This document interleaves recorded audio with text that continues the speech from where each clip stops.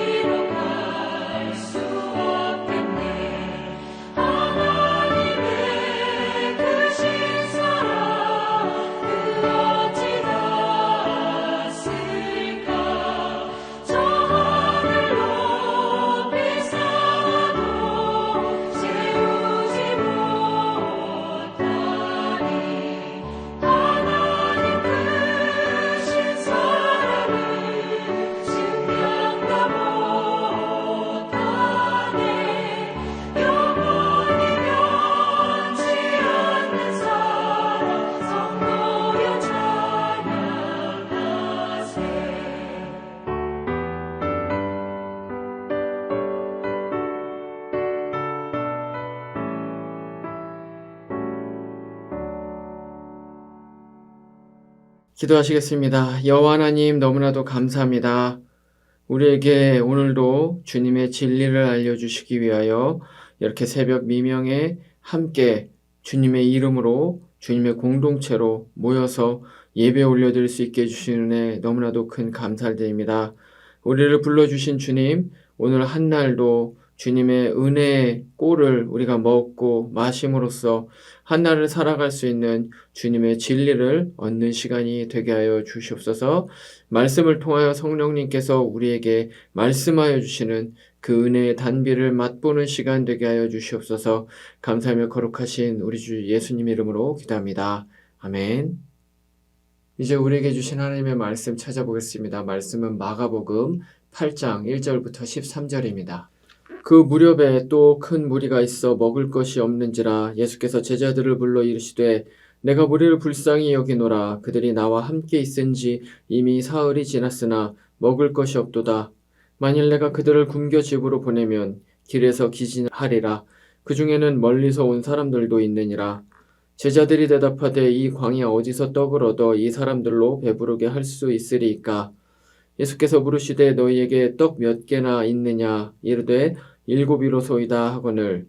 예수께서 무리를 명하여 땅에 앉게 하시고 떡 7개를 가지사 축사하시고 떼어 제자들에게 주어 나누어 주게 하시니 제자들이 무리에게 나누어 주더라.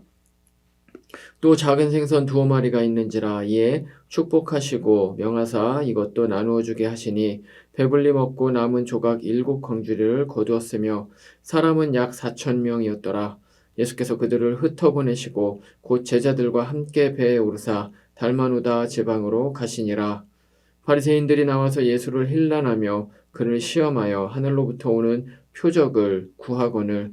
예수께서 마음속으로 깊이 탄식하시며 이르시되 어찌하여 이 세대가 표적을 구하느냐?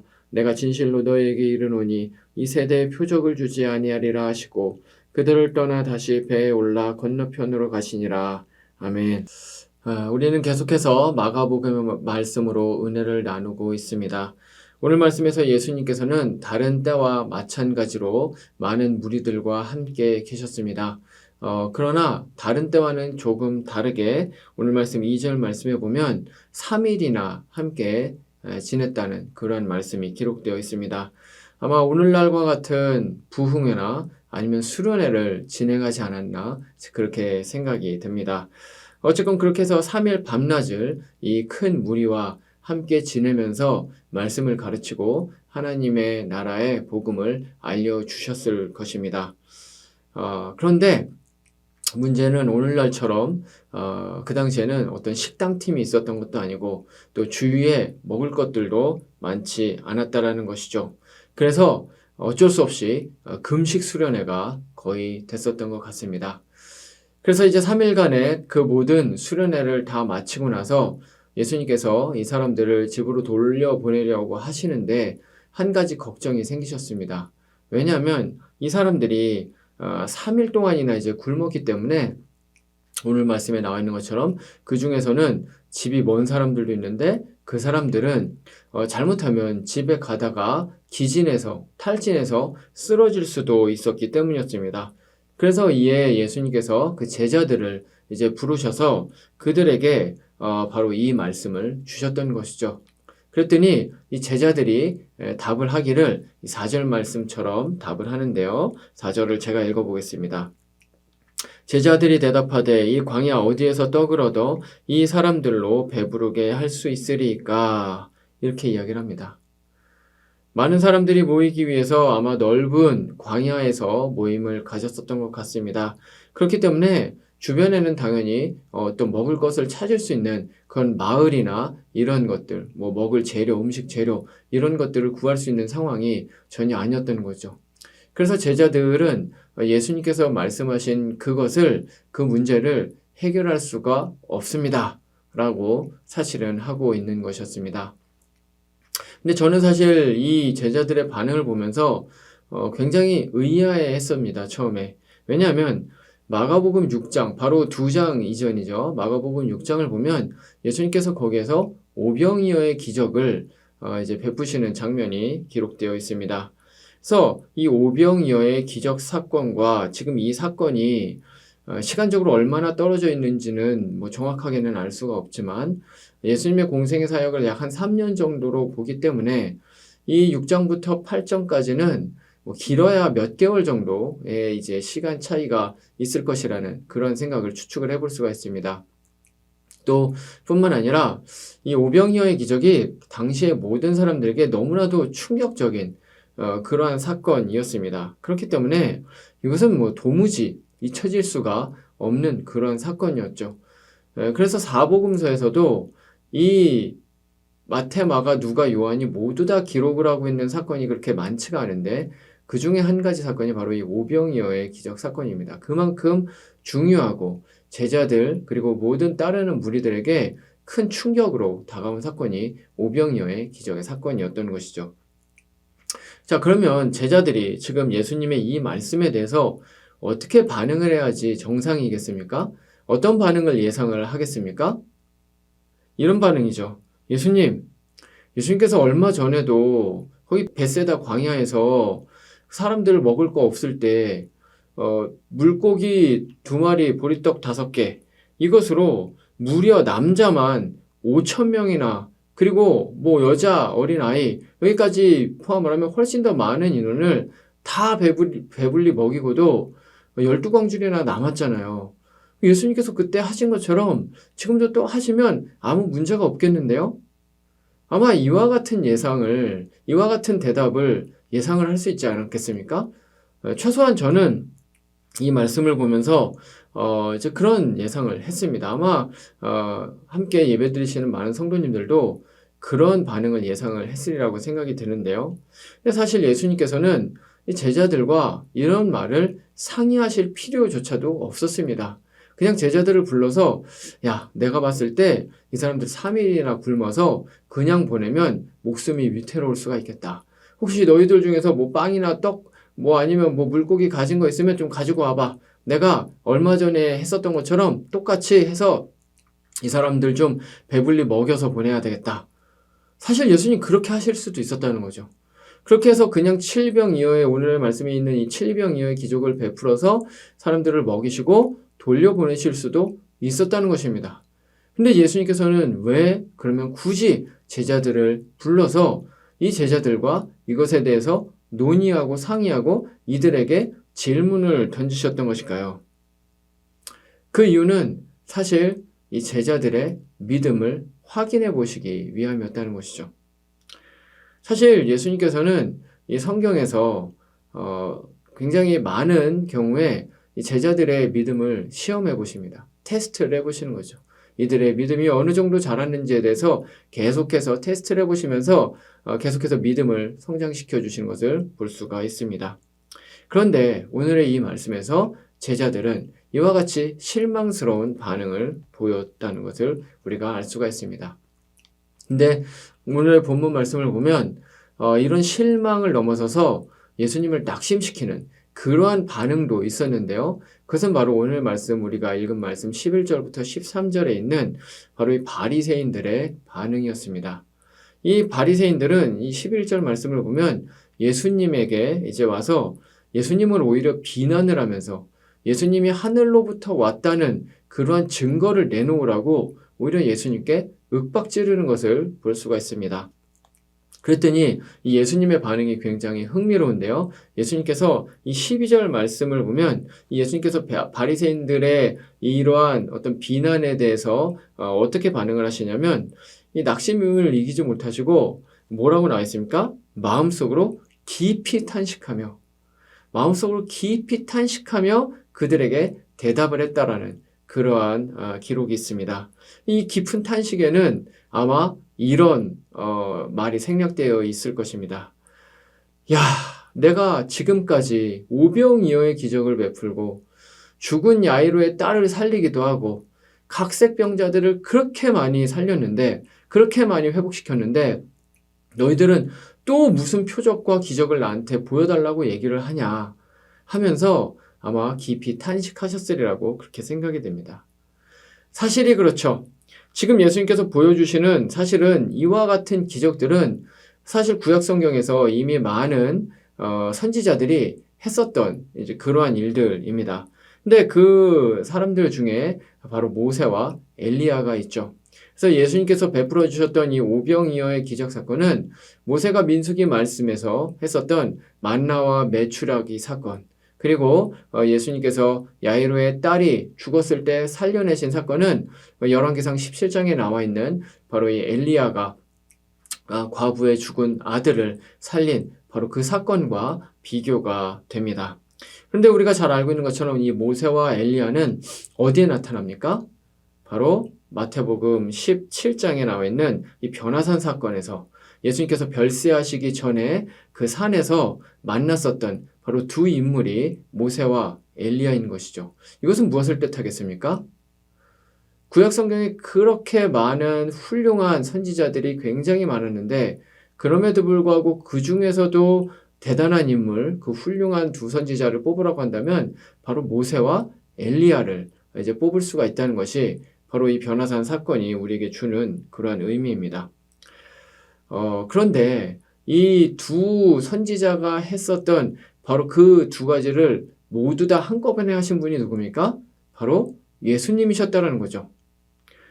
구약에 정통한 바리새인들이 이것을 연결시키지 못할 리가 없었습니다. 그렇기 때문에 이미 이 두 가지 사건, 오병이어의 기적 사건과 야이로의 딸을 살린 이 두 가지 사건만 봐도 예수님이 하늘로부터 부르심을 받은, 그리고 하늘로부터 보냄을 받은 그러한 참 선지자요 메시아라는 사실을 모를 수가 없었다는 것이죠.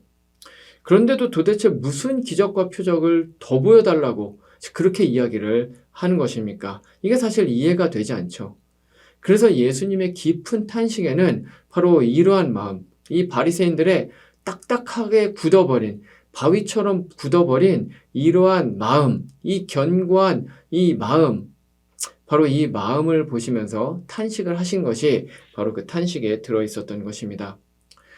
그런데 이 도무지 이해할 수 없는 이 두 가지 제자들의 반응, 그리고 바리새인의 반응은 우리에게 아주 중요한 믿음에 대한 영적 진리를 한 가지 알려주는데요. 그것은 무엇이냐면 바로 우리가 경험하는 그러한 것들은 그 자체로 우리의 믿음을 성숙시키지 못한다는 것입니다. 물론 하나님께서는 우리가 겪는 어떤 경험, 그리고 특별히 신비로운 그런 초자연적인 어떤 경험들이 있다면 그것을 사용을 하셔서 우리가 하나님을 알게 하시고, 그리고 그 믿음을 더 견고하게 하시는 그 도구로서 그 경험을 사용하시기도 합니다. 하지만 기적적인 일을 경험했다라고 해서 반드시 자동적으로 우리의 믿음이 성숙해지고 성장하는 것은 아니라는 것이죠. 이것은 오늘날 우리에게 너무나도 중요한데요. 왜냐하면 이유는 이렇습니다. 저도 그렇지만 함께 예배를 드리시는 많은 분들이 유튜브를 많이 보시리라고 생각이 됩니다. 지금 이 예배도 유튜브를 통해서 우리가 보고 있죠. 근데 이 유튜브 채널 중에 보면 건전하지 못한 그러한 채널도 있는데요. 예를 들면 이런 거죠.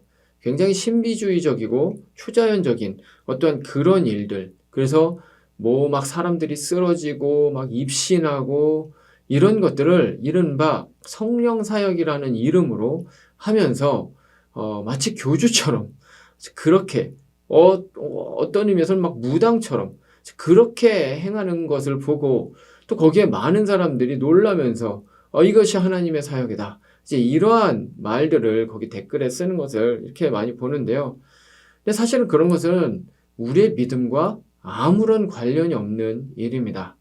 심지어 우리의 영적 성숙과 건강을 해하는 경우들이 훨씬 더 많다는 것이죠. 왜냐하면 그런 초자연적인 그러한 현상들은 우리의 믿음을 성숙시키는 것이 아니라 오히려 우리를 미혹하게 만들고 그러한 뭔가 우리의 말초신경을 자극하는 그러한 것들만 이제 원하는 그러한 건전하지 못한 건강하지 못한 그러한 신앙으로 나아가게 만들기 때문에 그렇습니다. 근데 그렇다면 우리의 믿음은 어떻게 성숙해질 수 있을까요? 어떻게 성장할 수 있을까요? 그것은 바로 주님과의 믿음의 교제, 지속적이고 인격적인 그 교제와 만남을 통해서 가능하다는 것이죠. 우리가 주님을 믿는다는 것은 바로 주님에 대한 인격적인 신뢰가 바탕이 되어야만 사실은 가능합니다. 그래서 믿음의 성장과 성숙은 어느 순간 한 번에 이루어지는 것이 아니라 우리가 일평생 동안 계속해서 주님과의 교제를 통해서 계속해서 이루어가고 켜켜이 쌓아가야 가능하다는 것이죠. 마치 우리가 오랫동안 어떤 한 사람을 알아가고 그 사람과 교제를 하면서 그 사람의 인격적 성품이나 도덕성이나 진실성이나 이제 이런 것들을 보면서 그렇게 되면서 그 사람에 대한 그 신뢰가 계속해서 쌓여가는 것과 마찬가지로 하나님과의 매일매일의 교제와 그분의 인도하심과 그 우리 주 예수 그리스도를 바라보는 바로 그러한 일들을 통해서 우리가 하나님에 대해서 더욱더 마음이 더욱더 견고해지고 더욱더 신뢰가 쌓일 수 있도록 성령님께서는 그렇게 우리를 인도를 하신다는 것입니다. 우리는 이것을 창세기에 기록되어 있는 아브라함을 통해서도 잘 알 수가 있는데요. 아브라함이 콜링을 받고 이제 가나안 땅으로 떠나게 되는 것이 바로 창세기 12장에 기록되어 있습니다. 근데 그 가나안 땅에 갔다가 이제 기근으로 인해서 애굽으로 가게 되죠. 근데 이 아브라함이 그 애굽에 가면서 사라한테 뭐라고 이야기를 합니까? 당신을 내 누이라고 그렇게 사람들한테 말을 하라고 말을 합니다. 왜 그랬습니까? 이 사라가 너무 예쁘니까 이 애굽에 갔을 때 자신이 이방인이니까 그 애굽 사람들이 사라가 너무 예뻐서 자기를 죽이고 사라를 강탈해 갈까 봐. 다시 말하면 자기가 죽을까 봐 자기의 목숨을 부지하기 위해서 아내 사라를 이제 아내라고 얘기를 하지 말고 누이라고 말을 하라고 그렇게 이야기를 하는 것입니다. 이거는 근본적으로 사실 하나님에 대한 불신에서 이제 일어난 그런 어리석은 행동이었습니다. 아브라함이 하나님의 말씀을 듣고 본토 친척 아비의 땅을 떠나기는 했지만 아직 여전히 하나님이 정말로 자신을 보호하고 지켜주시는 그러한 분이시라는 것에 대한 확신이 아직 없었다는 것이죠. 그래서 자기 자신을 스스로 보호해야 된다는 생각에 이와 같은 정말 해서는 안 되는 그러한 어리석은 행동을 했었던 것입니다. 하지만 이제 세월이 흘러서 창세기 22장에서는 이제 자신에게 있어서 정말 눈에 넣어도 아프지 않을 만한 100세에 얻은 노년에 얻은 그 아들 그 이삭을 하나님께 드리는 그러한 일까지도 하게 됩니다. 자신의 목숨보다 훨씬 더 중요한 것이 사실은 아들 이삭의 목숨이었을 것입니다. 그런데 그럼에도 불구하고 아브라함은 그 12장에서 자신의 목숨을 부지하기 위해서 아내까지도 어떤 의미에서는 정말 팔아먹을 수도 있었던 그러한 사람이 그보다 훨씬 더 중요한 자신의 목숨보다도 훨씬 더 중요한 자신의 아들의 목숨까지도 서스럼 없이 그냥 내어 바칠 수 있는 그러한 사람이 되었다는 것이죠. 이것을 히브리서 기자가 히브리서 11장 17절 이하에서 이제 설명을 하면서 어떻게 이것이 가능했는지에 대해서 얘기를 하는데 그것이 바로 하나님께서 이삭을 죽이더라도 이삭을 바치더라도 하나님께서 이삭을 다시 살리실 것이라는 그런 확신이 있었기 때문에 그런 믿음이 있었기 때문에 이제 아브라함이 이삭을 바칠 수가 있었다라고 그렇게 해설을 하는 것을 볼 수가 있습니다. 창세기 12장부터 22장까지는 최소한 30년 이상의 세월이 흘렀을 것으로 추정이 됩니다. 근데 그것이 사실은 그냥 시간이 흐른 것이 아니라 그 시간 동안 아브라함은 하나님과 지속적으로 교제를 했었던 것이죠. 그래서 그 결과 자신의 생명보다도 중요한 바로 자신의 아들을 하나님께서 지켜주시고 보호해주시고 다시 살리실 것이다라는 전에는 정말로 자신의 목숨조차도 이렇게 보호해줄 수 없을 것이다라는 그러한 불확실한 믿음을 가지고 있는 아브라함이었다면 이제 22장에서 30여 년 그 이상이 지난 그 시점에는 자신의 아들조차도 죽이더라도 다시 살릴 수 있다라는 그러한 확신이 그러한 믿음이 견고해지게 되었다는 것입니다. 바로 하나님과의 교제를 통해서 믿음이 성숙해지게 되었다는 것이죠. 저도 신앙의 여정을 돌아보면 이 예수님을 인격적으로 만난 이후로 지속적으로 더디지만 계속해서 주님께서 저의 믿음을 조금씩 더 성장시키고 성숙시키셨다는 것을 믿음으로 고백을 하게 되는데요. 그럴 수 있었던 이유는 마치 아브라함과 같이 일상의 삶 가운데서 숱하게 많은 실패와 실수와 죄와 고통과 넘어짐과 고난 속에서도 하나님께서 여전히 저를 놓지 않으시고 계속해서 인도해 주시고 함께 해주시고 버리지 않으시고 교제해 주신 바로 그 하나님의 놀라운 손길 덕분에 저의 믿음이 조금씩 더 성장할 수 있었다는 것을 믿음으로 인정을 하지 않을 수가 없습니다.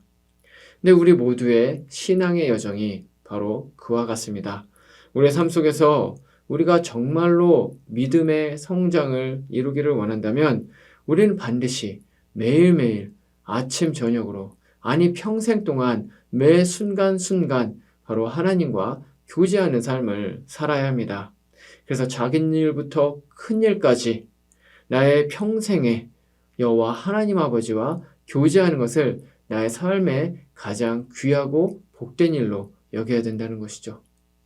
그렇게 믿음의 성숙을 이룰 수 있는 모든 성도님들 되시기를 말씀으로 축원드립니다. 말씀을 마치겠습니다. 오늘 본문에서 우리는 칠병이어의 기적 사건, 이 사건에 대한 그 반응을 이제 제자들의 반응과 그리고 바리새인들의 반응으로 우리가 나눠서 생각을 해보았습니다.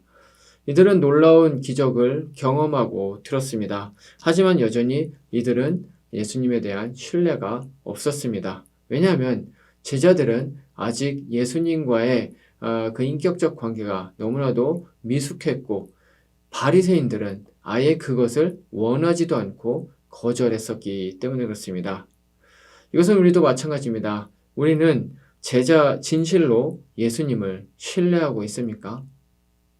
우리는 정말로 예수님께서 나의 모든 삶을 인도하신다고 100% 믿음으로, 아멘으로 확신합니까? 혹시 아직 우리가 예수님을 신뢰하지 못하고 있다면, 예수님께 모든 것을 내어 바치지 못하고 있다면, 내 자녀를, 내 가정을, 내 경제적인 삶을, 나의 내생을, 나의 모든 것을 주님께 아직 완벽하게 다 내어 올려드리지 못하고 있다면, 그것은 사실은 우리가 아직 주님과 친밀하게 만남을 갖지 못하고 있기 때문일 가능성이 큽니다. 그렇기 때문에 우리가 매일매일의 삶을 살아가게 될 때 아침 저녁으로 매 순간순간 주님 나와 교제하여 주옵소서, 주님 나와 만나 주시옵소서, 한순간도 주님과 떨어지지 않게 해주고 늘 주님을 내가 가까이에서 그 주님과 친밀하게 교제하기를 원합니다. 그렇게 고백하며 기도하실 수 있는 모든 성도님들 되시기를 말씀으로 축원드립니다. 기도하시겠습니다. 여호와 하나님 아버지, 너무나도 감사합니다. 오늘도 주님께서 우리에게 너무나도 귀하고 복된 진리의 말씀 선포해 주심에 큰 감사를 드립니다. 주님, 그렇습니다. 우리의 믿음이 연약합니다. 그래서 주님을 신뢰하지 못할 때가 너무나도 많이 있습니다. 우리가 여전히 이 죄악된 세상 가운데 삶을 살아가면서 주님과 교제하지 못하고 있기 때문입니다. 하나님, 오늘 새벽에도 나를 만나주신 주님, 오늘 한날 그리고 일평생 동안 내가 주님과 더욱더 가까이에서 교제하면서 그 친밀하신, 그 완벽하신 그 주님을 만나고 그 안에서 기뻐하고 감사로 찬양과 영광을 올려드리며, 그러면 그럴수록 더욱더 주님을 인격적으로 신뢰하며 믿음이 견고해질 수 있는 우리 모두가 되게 하여 주시옵소서. 오늘도 여러 가지 많은 기도의 소원들 주님 앞에 올려드립니다. 하나님 아버지께서 함께하여 주셔서 우리의 기도의 시간 주님께서 은혜로 충만케 하시기를 간절히 믿고 원하며 거룩하신 우리 주 예수님의 이름으로 기도합니다. 아멘. 이제 개인의 기도 제목으로 기도하시겠습니다.